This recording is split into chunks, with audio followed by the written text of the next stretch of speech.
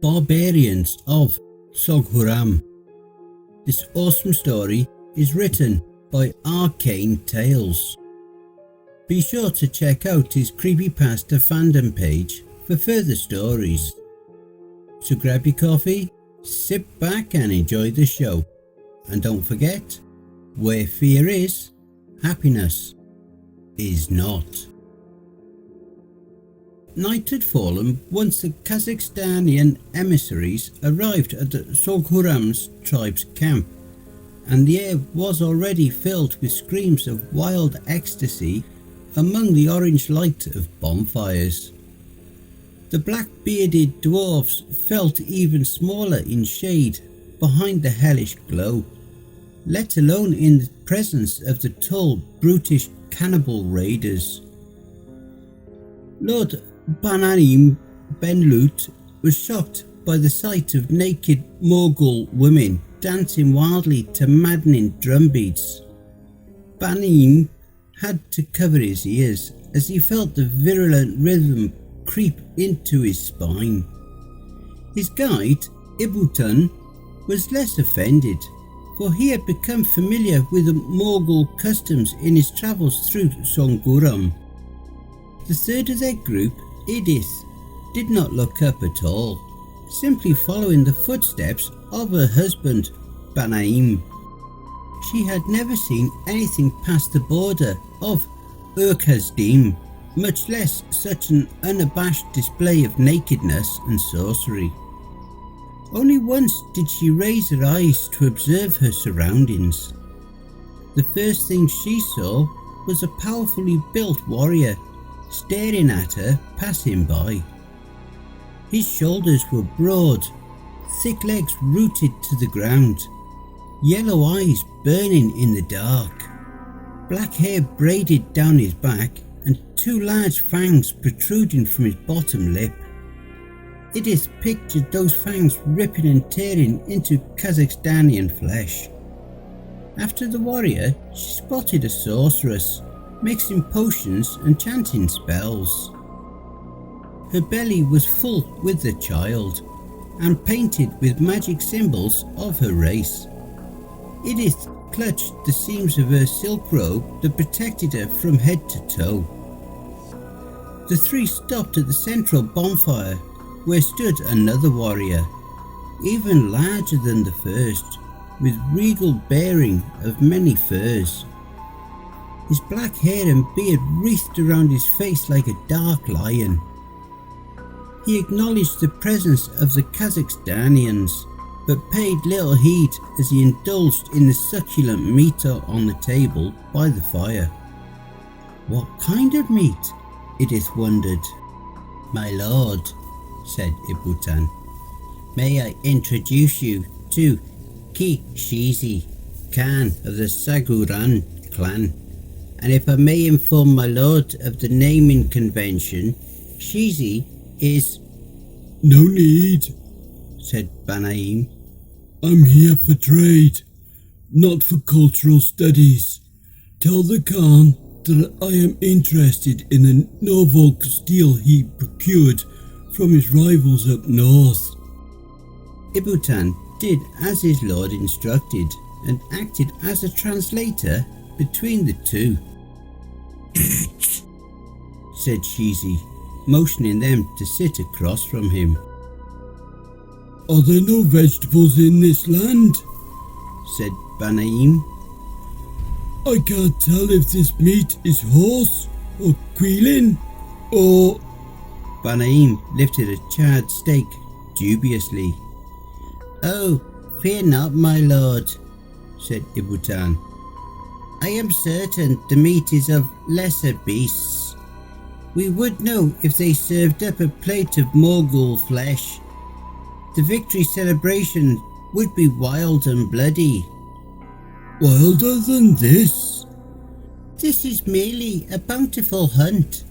I believe they recently dispatched a mighty quailin, as you can see from the ivory horn near the Khan. No, a combat victory would be met with a parade of severed heads and public orgies.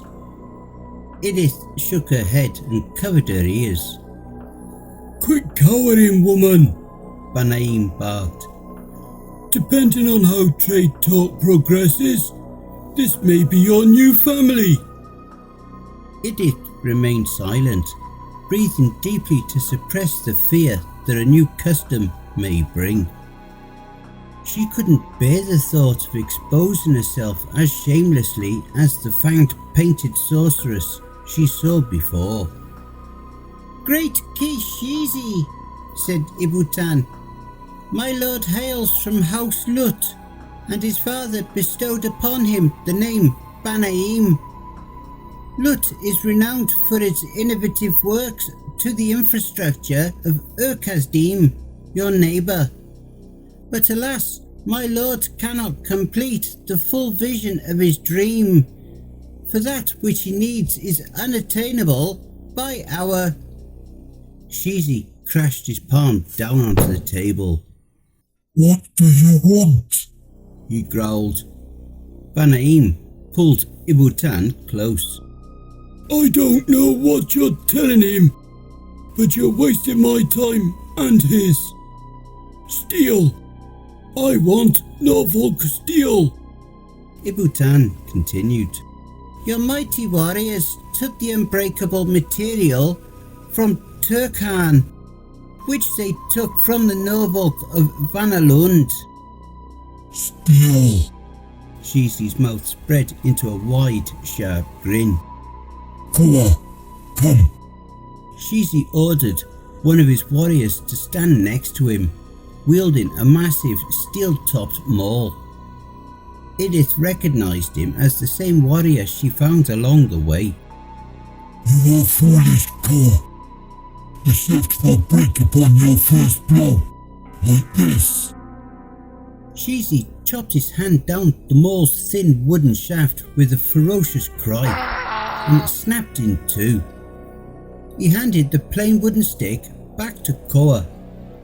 Play with that. Is he angry? Asked Banaim. Shizi placed the hunk of metal that was once the warrior's hammer on the table. I will barter with this weight, said Shizi. No more than that.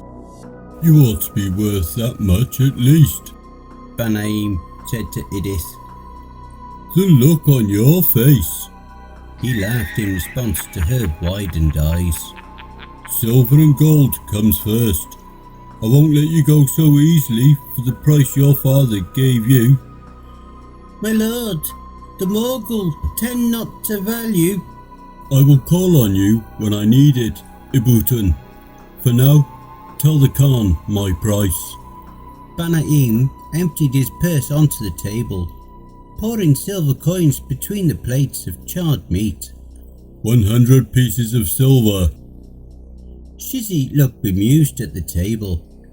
He reached forward as if to pluck a coin from the pile, but instead picked a haunch of meat and ripped into the sinewy flesh with his large fangs.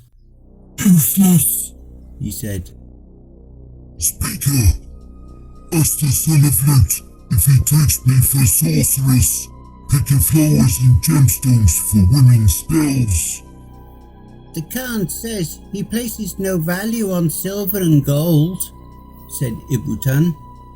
Banaim scoffed, stroking his thick black beard while Edith demurely placed each silver piece back in her husband's purse. Very well. Let's offer him something that can't simply be pillaged. Banaim reached into his larger pack and revealed a wondrously simple contraction of Kazakhstanian make. It was cone-shaped with a clean glass eye at the wide end of the bronze tube. Shizi was again disinterested, shrugging his shoulders. We offer you, Great Khan, the gift of far sight, said Ibutan. I told you, I have no interest in sorcery. The Khan is indeed strong and has no need for women to aid him, but we give you Kazakhstani craftsmanship which can be used with a flick of the wrist. As Ibutan sold the item, Banaim demonstrated bringing the scope to one eye and closing the other. Ibutan passed it from Banaim to Shizi. This is no more magic than the bow and arrow. You may see your enemies passing over the hills from miles away and even count the archers from the infantry. By far, it works, said Shizi. We are pleased. Is it a deal? Asked Ibutan. Not yet. I'm not ignorant to the crafty nature of Kazakhstanians. You will take this steel and dissect it like a hunter skins a quailing. You will learn the secret which the Norfolk have guarded for generations, and create machinations the world has never seen. Weapons and crafts that could forge an empire. Ibutan spoke haltingly as he translated, yet Banaim remained calm. That's no secret, said Banaim. You want to trade with more permanency, a safeguard, yes? Kazakhstanian flesh, said Shizi. Banaim laughed, pulling Edith close to his side. And here I thought we had different taste. I think you'll find Kazakhstanian women to be the most willing flesh. Go on, Edith. Banaim slapped her rear like a horse, ushering her towards Shizi. Your children will be like my nephews. Is that protection enough? Shizi smirked, flaring a single fang from the side of his mouth as he nodded. Fine, he shouted to his tribe. A great hunt and a fair trade, all in a single night. You will love it, Lord, said Ibutan. The drink is like Alsabia, but sweet's like fruit. They recognized the warrior, Koa, as he hand-filled cups to Edith and the men. It is a long journey back to Uzkazdim, said Banaim.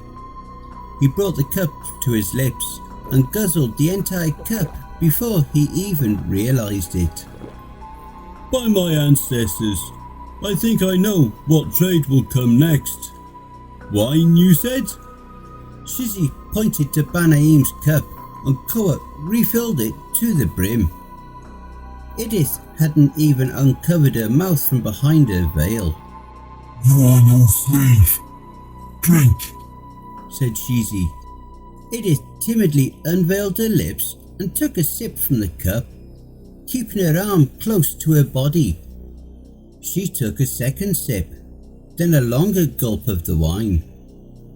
Having satisfied her new husband's hospitality, she put down the cup and clutched her former husband's purse of silver coins, hidden underneath her robe.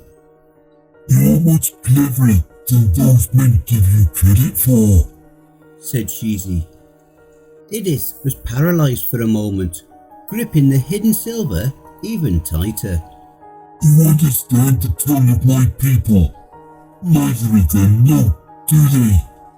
Ibutan and Banaim were now far from earshot, drinking and revelling with the Morgul men.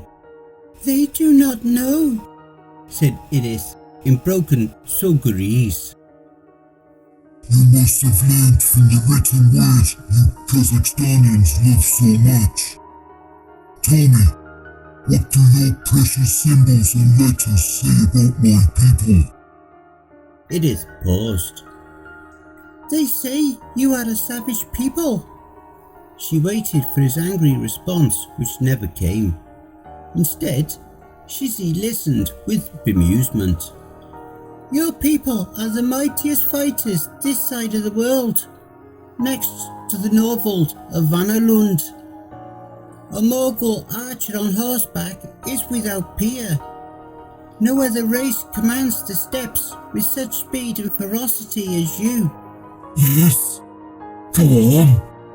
Please, my Khan, I would not insult you with my ignorance. she said. Shizzy responded with a deep scoff.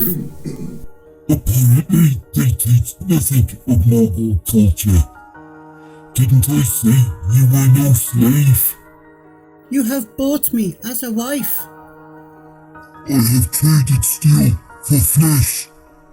Then for some reason, the dwarfish lord shoved you to my side. Does the word flesh mean something different to you as it does to us? I am unsure. Edith's composure fell quickly as the idea of her fleshy worth drove her to fiery anger, spitting hot curses in her own language. If only I could smash that brick over Banaim's head as he slept.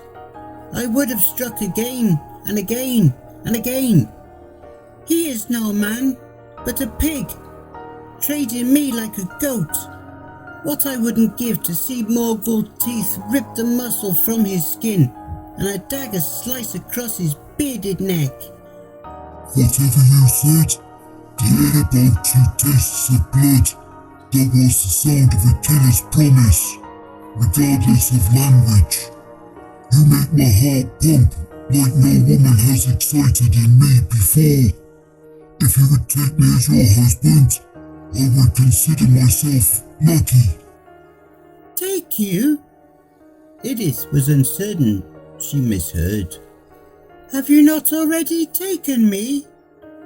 You are no slave, deaf woman. Are my words not clear? Need I call your speaker?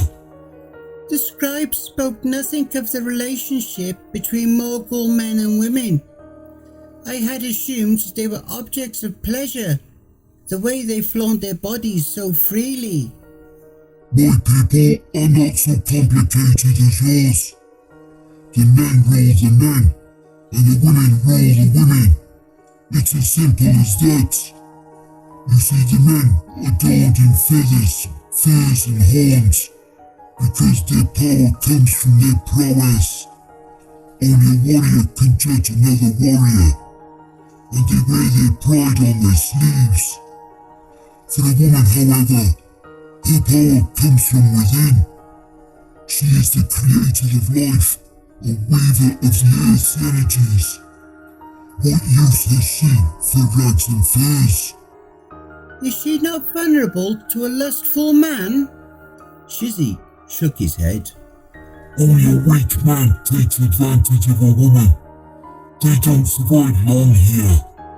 Whether at the hand of a friend or the victim herself, he dies like a lame horse. Edith eyed Banaim as she listened. When she looked back to Shizzy, she noticed he was also staring at her former husband. But if by some chance he goes unpunished, he will be discovered one morning, beheaded in his sleep. Then the clan knows that foe came swiftly in the night to claim vengeance. Edith almost felt captured by his gaze. His yellow eyes reflected the crackling bonfire, and everything surrounding his face seemed to disappear into darkness. I have heard that name before, she said. What do your scribes say of Thal, father of all Mongols? Edith shook her head, never breaking her gaze. Nothing. All that existed now was Edith and Shizzy. She couldn't move, mesmerised by his words like a snake to a mystic's flute. Thal is neither man nor beast, nor god. He is the devil and Khan of all Mongolia, running the circumference of his border in a single day. By dawn, he reaches west. At midday, he reaches north. By dusk, he crosses east and south by night. Thal has the body of a horse but the torso of a man. There are the great claws of a cat where hooves might be, and his legs are mighty to carry him at untold speed. His arms are as thick as a quailing's feet, and taloned fingers to grasp his prey as swiftly as the hawk. Out from his shoulders extend two cobras who whisper in his ears. One tells the truth, the other lies, but he cannot tell which. Fall is paranoid by nature, and he lets no one ride on his back, as he cannot trust either of the serpents who can see behind. Fall's head is like that of a lion, for which my people gained our own fangs. If you ask the Mongols of Turak, they will say his head is like a tiger, but they are wrong. The Ventum claim he is like a bull, and the Exidi claim he is like a hawk. They attempt to shape Fall into the image of their own clan's totemic aspect, but we've done nothing of the sort. You'll see for yourself when he comes tonight. Tonight we make offerings to Fall, and he will be appeased that, despite our victories, we still fear and respect him. Offerings? Edith tried to shake the dizziness from her brain, but the area surrounding Shizzy became darker and darker as his eyes remained fixed on hers. The same offering we traded for Norfolk steel. Shizzy grinned. Kazakhstanian flesh. A jolt sparked through Edith's spine. She stood up and broke her gaze from Shizzy, adjusting her eyes to the dark. Kua and the other warriors were no longer where they once were. Every Mongol man and woman gathered around a crude shrine of rock and bone. The drumbeats which pervaded the air now became more wild and furious. A chorus of chanting, roaring and screaming resonated in rhythms with the drums. Shades of female forms in the firelight painted symbols on the bare chests of warriors, chanting spells of some vile nature. The men were like statues, not moving a muscle until the women completed their ritual and made invitations to their bodies. Edith saw one man impatiently take a sorceress by the waist and bosom, only to be met with a dagger in the eye. The bloodshed was followed by howls of victory as another weakling had been dispatched from the clan. Two severed heads rose high above the crowd, impaled upon vertical pikes. One's face exuded some former wisdom, eyes now stricken with shock. The other was like that of a black-bearded pig, staring dumbly into emptiness. Edith was speechless as the sight of Banaim and Ibutun, blood trickling down the sticks beneath their necks. She could think of nothing else to do but take her silver and run. Run as if the dogs were biting at her heels. My horse! Shizzy cried. Edith didn't look back. Whether as a wife or the next meal, she would not survive in this land. They tasted Kazakhstanian flesh. It would only be a matter of time before they wanted more. She would be next. A forest lay just ahead to hide in. The stocky legs could only carry her so quickly. If she could just reach civilization, silver could buy her salvation. But not from these barbarians of Sogghuram. She reached the shade of the trees, the pounding of hooves followed close behind her. Edith held her breath. Her heart was ablaze when she thought of the Khan's mighty grip taking her by the neck. The air was still for a moment, save for the snorting of the horse. Edith closed her eyes, wishing the darkness would swallow her for just a moment. With a horrified whinny, the rider finally led his horse away, back to the safety of the clearing. If this was indeed Shizzy, Edith wondered, what could possibly terrify the horse which he led into countless battles? She stayed down, breathing slowly and silently, listening intently for even the slightest shifting of a leaf. A cold wind blew overhead, and the low quiet rumble of thunder sounded far in the distance. Edith still refused to raise her head. Again the thunder rolled, louder and much closer this time. It sounded to her like the hungry growl of a god. Then, less than an inch away from her body, Edith felt the ground quake as some creature crashed all four of its powerful limbs behind her. Its claws dug into the earth, spelling doom for the helpless Kazakhstanian. Every urge told her not to look up, not to look the thing in the eye, but to no avail. Edith turned her head up towards the creature above her. She froze when she saw it, becoming stiff as a marble pillar.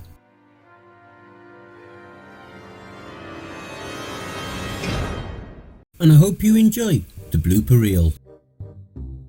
Night had fallen once the Kazakhstanian emissaries arrived at the Sogghuram tribe's camp, and the air was filled already. The third of their group, Edith, did not look up at all, simply followed. She had never seen anything past the border. She had never seen anything past the border of Urkazdim, much less. Her belly was full with child, and painted with magic symbols on it. Ibutan did as the Lord instructed.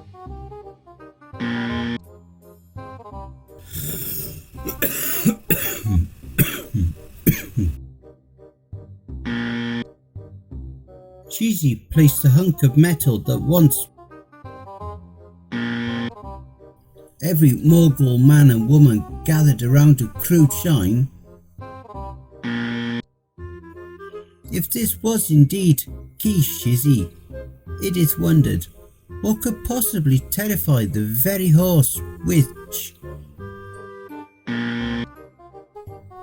Then, less than an inch away from her body, Edith felt the ground quake as some creature crashed all.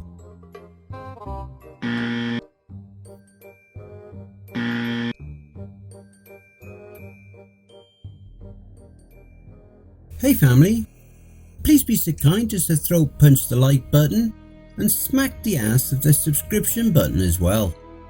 And remember to chokehold that notification bell and then select all. That way you'll receive all notifications each time I upload a new video. And by subscribing, you'll be the first to see all of our new spooky creepypasta stories. A very big thank you to RCainTales for allowing me to narrate this awesome story, and make sure to check out their Creepypasta fandom page for more brilliant stories. And why not hashtag Cryptids Roost in the comments. A huge thank you to all my Cryptids Roost community family too. We have now surpassed the 1000 subscribers mark. I am still adding a few new designs into the merch store, so please bear with me. I will be announcing our 1k subs competition in the next few days, so be sure to look out for it. If you would like to support us and throw me $1 or $3, I'd be very much appreciative. I do have PayPal, paypal.me/cryptidsroost. Alternatively, I have an account at buymeacoffee.com. You don't even need to register on either site to donate. I have a subreddit if you have a story you've written that you would like me to narrate for you. You can also follow us. All my socials are contained within the Linktree link below. And don't forget to check out the end screen. See above. That will also list some more videos in my back catalogue. All the links are below. Take care everyone, and I hope you all have a wonderful and peaceful night. And don't forget, where fear is, happiness is.